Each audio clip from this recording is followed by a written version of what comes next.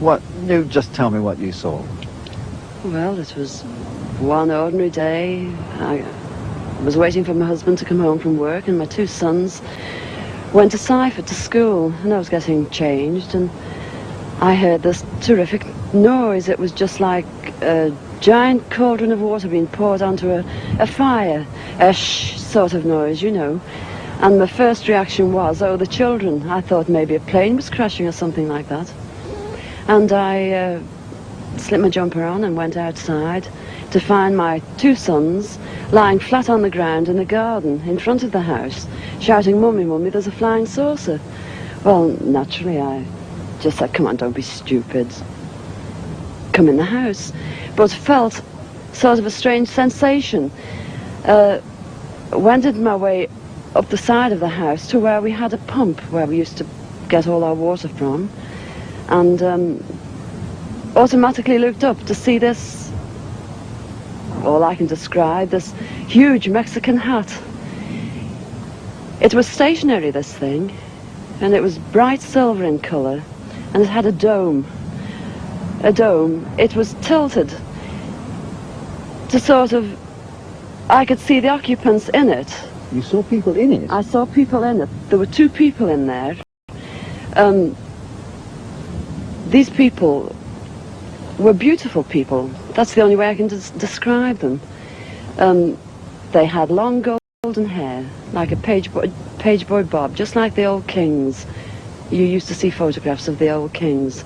And the colour of the hair was golden. Now, I was really... What were they dressed in? They had a sort of a polo neck jumper affair, like a ski top suit, in pale blue. Now, these people weren't sat one behind the other. They were sat together, but this, whatever it was tilted so that I could see them and they could see me. Were you looking at them through windows, through portholes, or what? No, not portholes. It was just sort of like a cockpit, I suppose, that had this perspex or glass or whatever it was. They could see me anyway, and I could see them. And they had beautiful faces. I shall never forget their faces as long as I live. Their foreheads seemed to be a bit larger than, you know, the bottom of their faces as normal people you would expect to see.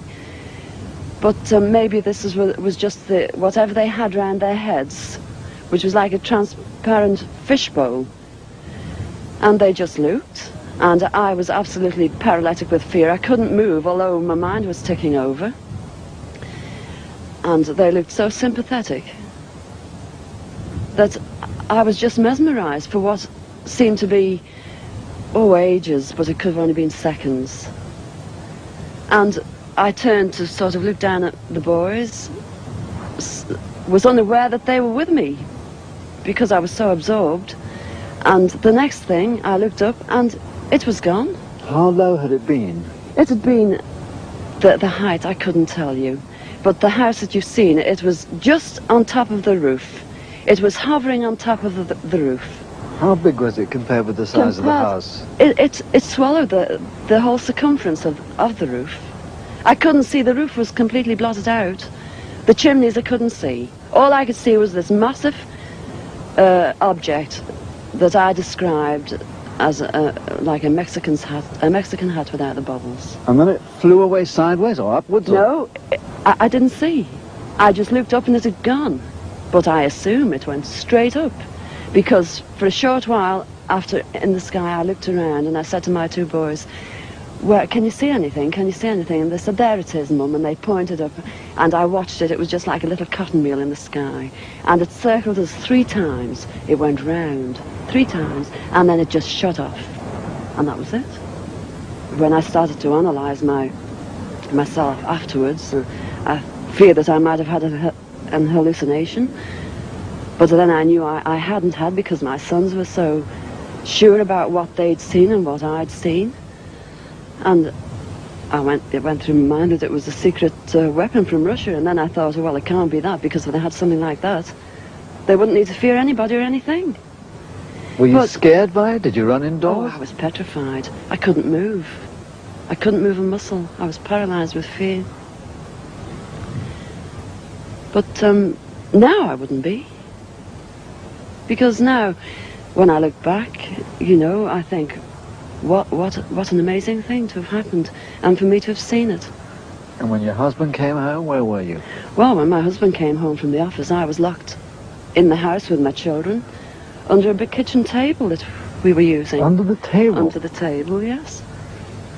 It's funny now when I look back, you know, it sounds absolutely ridiculous, but this is the truth. This happened. And that's it. We were ridiculed. It was very embarrassing at the time, and people, they possibly thought, oh, she's a nutter. But, you know, who cares? This is something that happened to me, and I'm a practically minded person, and that's it.